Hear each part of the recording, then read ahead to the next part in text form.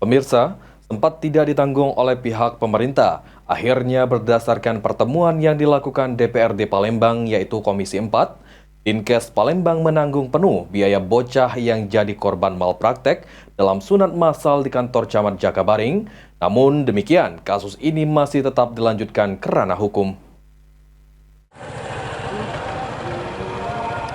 Dalam pertemuan yang dilakukan di DPRD Palembang, Dinkes Palembang akan menanggung semua biaya pengobatan AL, korban malpraktek akibat ikut sunat massal di kantor Camat Jakabaring yang kini tengah menjalani perawatan di RSMH. DPRD Palembang juga telah menegur Dinkes Palembang terkait pelaksanaan sunat massal, di mana kedepannya harus ada petugas khusus agar tidak lagi terulang kejadian yang sama dalam pelaksanaan sunat massal. Harus ada SOP khusus untuk petugas yang diberikan amanah untuk melakukan proses penyunatan ini. Yang sampai terjadi hal-hal kesalahan teknis yang tadi terulang lagi seperti itu.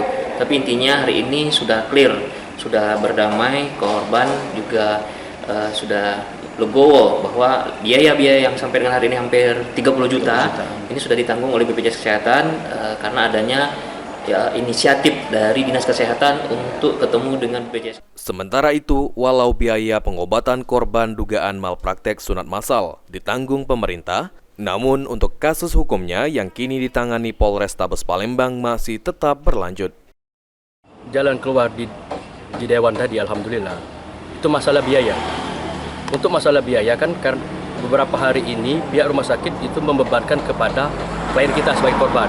Tapi tadi ada jalan terbaik, Dinkes berusaha untuk menyelesaikan untuk masalah biaya.